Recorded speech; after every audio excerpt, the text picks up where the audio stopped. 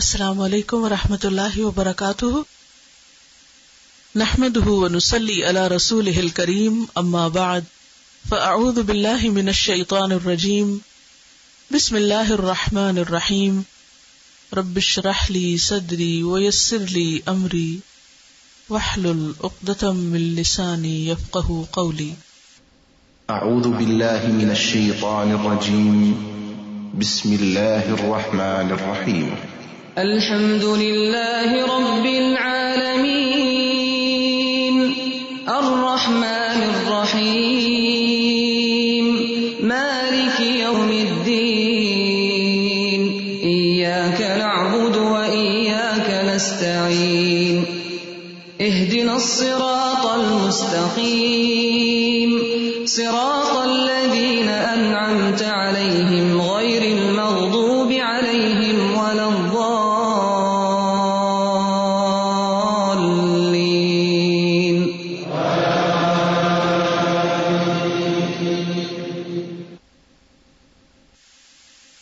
آگے چلنے سے پہلے دہرا لیتے ہیں. قرآن مجید شروع کرنے سے پہلے کیا پڑھنا چاہیے؟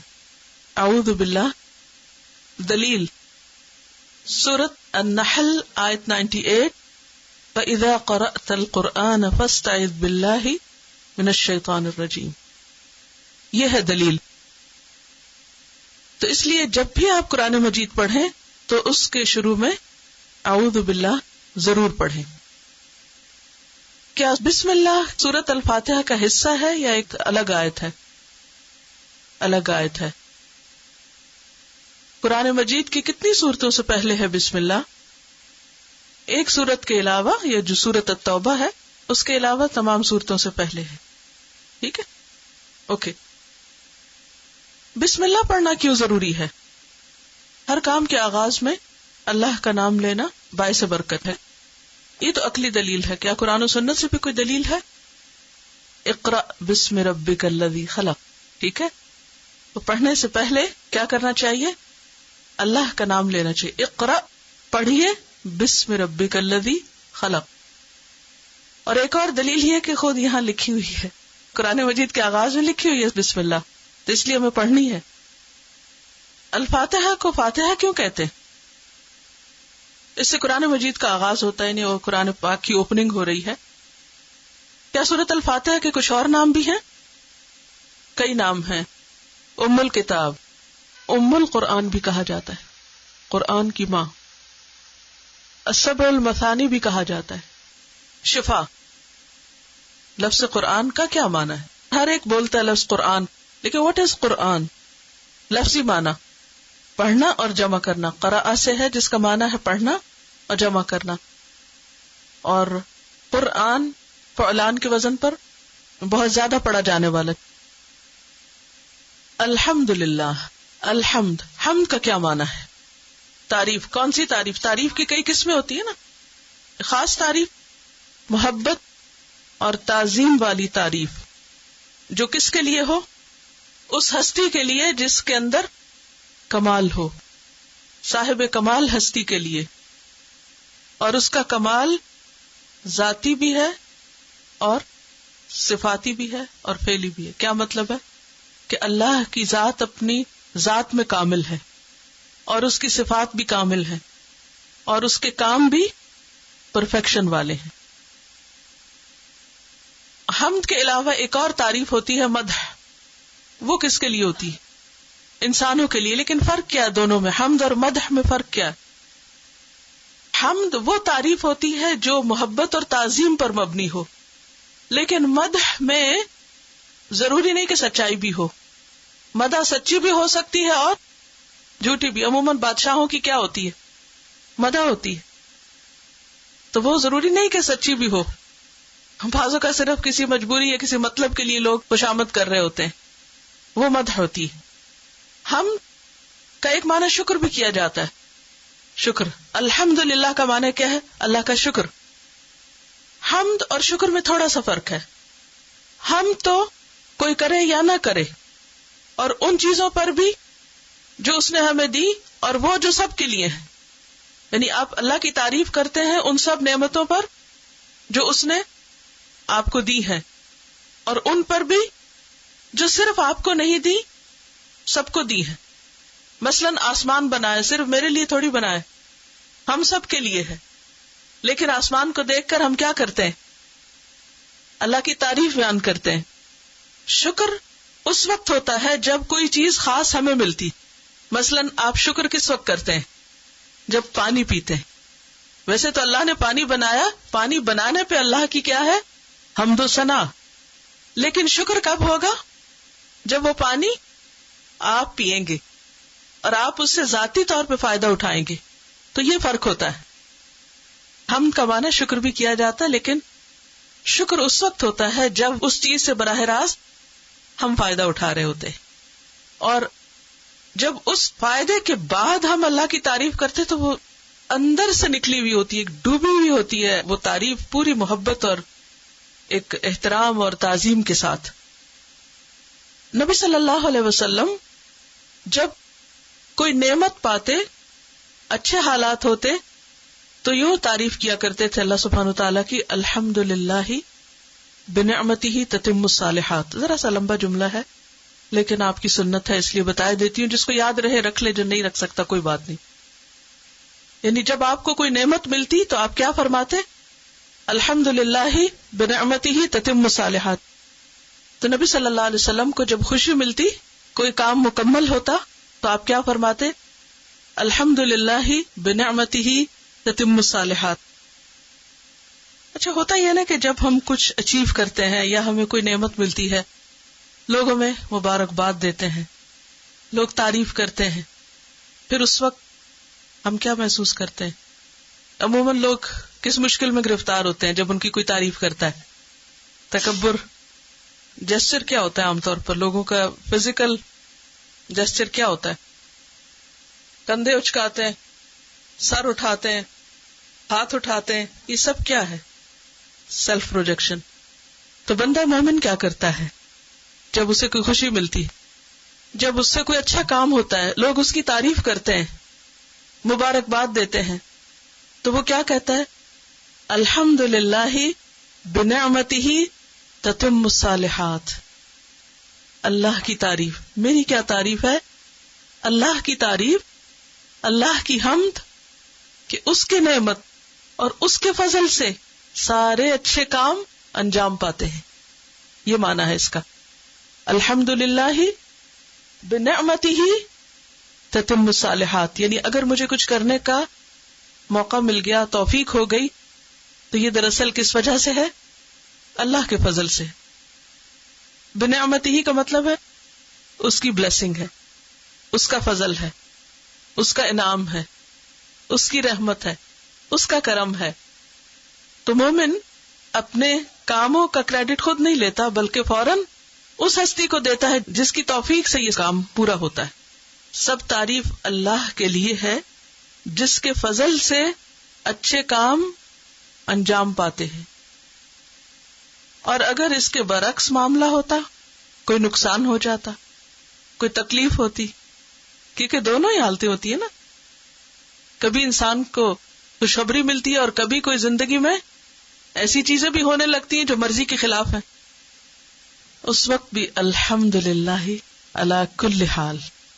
اس وقت بھی بندہ اپنے رب سے ناراض نہیں ہوتا. وہ کیا کہتا ہے؟ الحمدللہ, میں اب بھی اللہ کی تعریف کرتا ہوں. علی کل حال, ہر حال میں, انکنڈیشنل.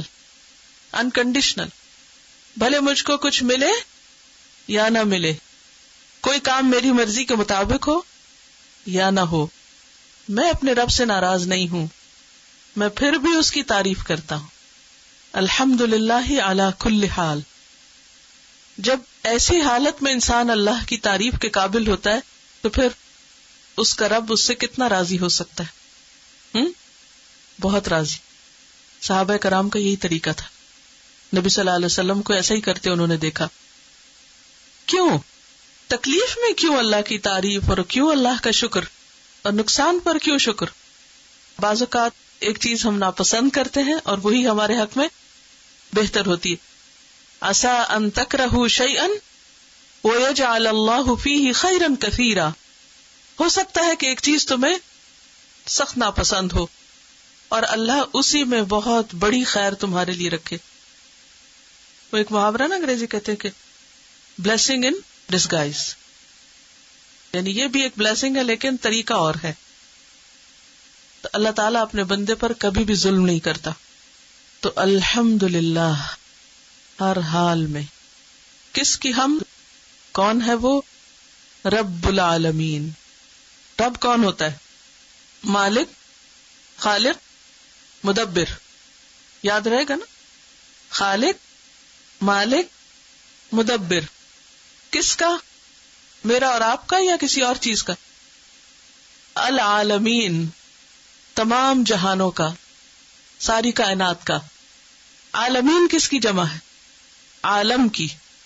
عالمین عالم کی جمع ہے. اور عالم کس سے ہے؟ علم سے. اور علم کس کو کہتے ہیں؟ نشانی کو. تو کیا کچھ نشانی ہے؟ اللہ کے سوا ہر چیز کیا ہے؟ عالم ہے، علم ہے. ٹھیک ہے، یعنی اللہ خالق ہے، رب ہے، اور باقی کیا ہے؟ عالمین ہے. تو الحمدللہ تعریف کس کے لیے ہونی چاہیے؟ رب کے لیے یا عالمین کے لیے؟ رب العالمین کے لیے. اچھا ہم کیا کرتے ہیں؟ الٹ. ایسے ہی ہوتا نا، ہر چیز کی تعریف کرتے رہتے ہیں اور جس نے سب کچھ دیا اس کو بھول جاتے ہیں. کیا یہی شکر ہے؟ یہی حمد ہے؟ نہیں، یہ نہیں. اس کا یہ مطلب نہیں کہ ہمیں کسی اچھی چیز کو اپریشیٹ نہیں کرنا. تعریف کر سکتے ہیں، وہ اللہ کی مختلف نشانیوں کو دیکھ کر اپریشیٹ کر سکتے ہیں، ان کو دیکھ سکتے ہیں، ان میں غور و فکر کر سکتے ہیں نا. سب کچھ ٹھیک ہے، لیکن ان سب چیزوں کو دیکھ کر کس کی یاد آنی چاہیے؟ رب کی یاد آنی چاہیے. حضرت سلیمان علیہ السلام جو تھے، ان کو اللہ نے بہت بڑی حکومت دی تھی. اتنی بڑی سلطنت تھی اور اتنا کچھ تھا ان کے پاس اور اتنی چیزوں کا اختیار تھا ان کے پاس کہ اس کے بعد ایسی حکومت کسی اور کو نہیں ملی. وَهَبْ لِي مُلْكًا لَا يَنبَغِي لِأَحَدٍ مِّن بَعْدِي. انہوں نے کہا تھا اللہ ایسی حکومت دے کہ میرے بعد کسی کے پاس نہ ہو. اور باقی ان کی دعا قبول ہوگی. اس کی تفصیل آگے قرآن مجید میں آئے گی. تو ایک موقع پر جنگی گھوڑے ان کے سامنے لائے گئے تو ان کو دیکھ کر ان کا دل خوش ہو گیا. ویسے بھی گھوڑا ایسی چیز ہے، ایک ایسی اللہ کی مخلوق ہے جسے دیکھ کے آپ کے اندر ایک خاص قسم کا ولولہ اٹھتا ہے. گائے کو دیکھ کر فیلنگ اور ہوتی، بھینس کو کچھ اور، بکری کو دیکھ کے کچھ اور، بلی کو کچھ اور، چوہے کو کچھ اور، کاکروچ کو کچھ اور. تو گھوڑے کو دیکھ کر کچھ اور طرح کی فیلنگ ہوتی. اتنے زبردست گھوڑے تھے، اور ایک نہیں قطار، بہت زیادہ زبردست قسم کے اعلیٰ ترین گھوڑے. تو ان کو دیکھ کے دل میں خوشی سمائی، محبت ہوئی. تو کیا کہنے لگے؟ انی احببت حب الخیر عن ذکر ربی. میں نے مال کی محبت اپنے رب کی یاد کی وجہ سے اختیار کی. تو بندہ مومن کو دنیا کی کسی بھی چیز سے جو محبت ہوتی ہے اس کی بھی بنیاد کیا ہوتی ہے؟ اللہ کی محبت. ایک تو قرآن مجید میں بندہ مومن کی شان یہ بتائی گئی ہے کہ والذین آمنوا اشد حبا للہ. ایمان والوں کے اندر اللہ کی محبت ہر چیز سے بڑھ کے ہوتی، ہر چیز سے زیادہ وہ محبوب ہوتا ہے. لیکن اس کے بعد کسی بھی چیز سے جو محبت ہوتی، خواہ وہ مال سے ہے، خواہ وہ اولاد سے ہے، خواہ وہ دوستوں سے ہے، خواہ کسی انسان سے، کچھ بھی ہے، اس کی بھی بنیاد کیا ہوتی ہے؟ چاہے ایک پھول کو دیکھ کر آپ کہتے ہیں مجھے پھول بہت پسند ہے، مجھے گرینری بہت پسند ہے، مجھے پہاڑوں پہ جانا بہت پسند ہے، اس سے کوئی فرق نہیں پڑتا، یہ کوئی بری بات نہیں ہے. آپ دن میں پتہ نہیں کتنی دفعہ کہتے ہیں آئی لو دس، آئی لو دیٹ، یہ کوئی برا نہیں ہے. لیکن بندہ مومن کی محبت اور نفرت اور ہر چیز کیا ہوتی ہے؟ کس کے لیے ہوتی ہے؟ اپنے رب کے لیے ہوتی ہے. ایک حدیث میں آتا ہے من احب للہ وابغض للہ واعطى للہ ومنع للہ فقد استکمل الایمان. جس نے اللہ کے لیے محبت کی، اللہ کے لیے بغض رکھا، اللہ کے لیے کچھ دیا، اللہ کے لیے کچھ روک لیا، اس نے اپنا ایمان مکمل کر لیا. تو محبت اور نفرت اور دینا اور روکنا یہ سب کچھ کیا ہے؟ ایمان کا حصہ ہے. اس کے بغیر ایمان مکمل نہیں ہوتا. لیکن بندہ مومن کی محبت جو ہوتی ہے وہ عام انسان کی محبت سے مختلف ہوتی ہے. اس کی محبت ہر اس چیز سے ہوتی ہے جو اس کو رب کے قریب لے جانے کا ذریعہ بنتی ہے، خواہ وہ کوئی بھی چیز ہو. تو یہاں پر ہم کسی بھی چیز کو جب دیکھ کر اپریشیٹ کریں، تعریف کریں، اس سے محبت کریں تو فوراً کس کو یاد کریں؟ رب العالمین. کچھ چیزیں ایسی ہوتی ہیں نا جن کو دیکھ ہم حیران ہو جاتے ہیں. اور اب تو ٹیکنالوجی کا دور ہے، طرح طرح کی خوبصورت چیزیں، اور وہ جو آپ کی آنکھیں کبھی نہیں دیکھتی تھی اب وہ اس سے بیونڈ سب کچھ ایکسپوز ہوتا جا رہا ہے. وہ حیران کن چیزیں روز بروز آپ دیکھتے ہیں. تو ان سب کو دیکھ کر ایک ایمان والے میں اور ایک ایمان کے بغیر والے میں فرق کیا ہوتا ہے؟ ایمان والا جو ہے ان سب چیزوں کو دیکھ کر اپنے رب کو یاد کرتا ہے، ہر چیز اسے رب کی یاد دلاتی ہے. تو یہ ہے الحمدللہ رب العالمین، کہ میں عالمین میں نہیں اٹکا، میں عالمین کے ذریعے کس تک جانا چاہتا ہوں؟ رب تک جانا چاہتا ہوں. الرحمن الرحیم. رحمت کیا ہوتی ہے؟ رحمت کا لفظی معنی کیا ہے؟ دل کی نرمی. مرسی کیا ہے؟ دل کی نرمی. اور الرحمن کون ہے؟ جو سب سے زیادہ مہربان ہے.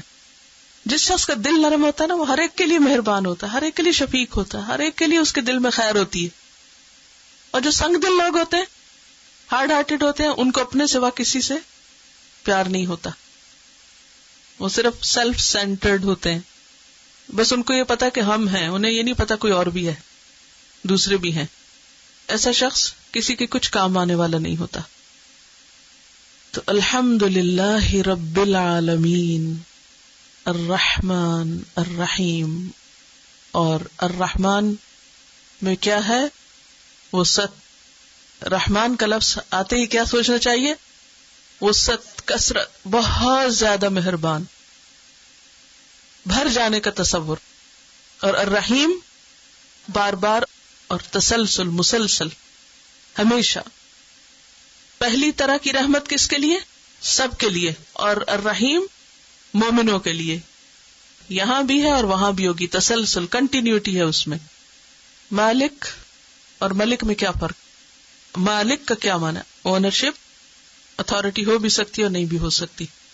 مالک جس کے پاس اونرشپ بھی ہو اور اتھارٹی بھی ہو، اور ملک جس کے پاس اونرشپ تو ہو لیکن ضروری نہیں کہ اتھارٹی بھی ہو. یوم الدین سے مراد کون سا دن ہے؟ آخرت کا دن ہے. دین کا لفظی معنی کیا ہے؟ What's the literal meaning of دین؟ یہ میں صرف اس لیے آپ کے ساتھ ریوائز کرا رہی ہوں کہ اگر لکھنے میں کچھ رہ گیا تو کمپلیٹ کر لیجئے.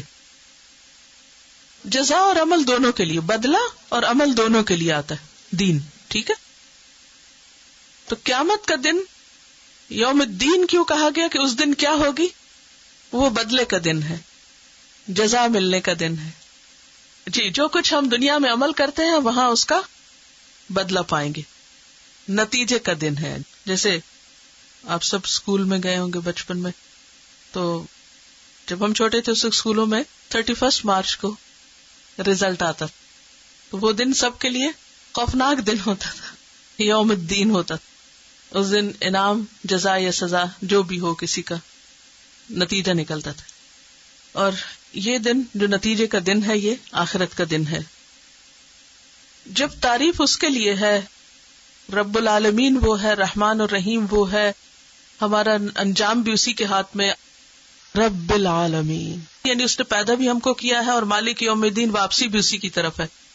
تو پھر ہمیں یہاں کیا کرنا چاہیے؟ دنیا میں کیا کرنا چاہیے؟ اسی کی عبادت کرنی چاہیے، اسی کا بن کے رہنا چاہیے. ایاک نعبد. عبادت کا کیا معنی ہے؟ بندگی. کون سی بندگی؟ اطاعت اور محبت اور تعظیم اور اللہ کے لیے عاجزی کرنا، انتہا درجے کی کامل عاجزی اور خضوع. الخضوع والتذلل عربی میں 2 لفظ استعمال ہوتے ہیں، لیکن اردو میں کیا؟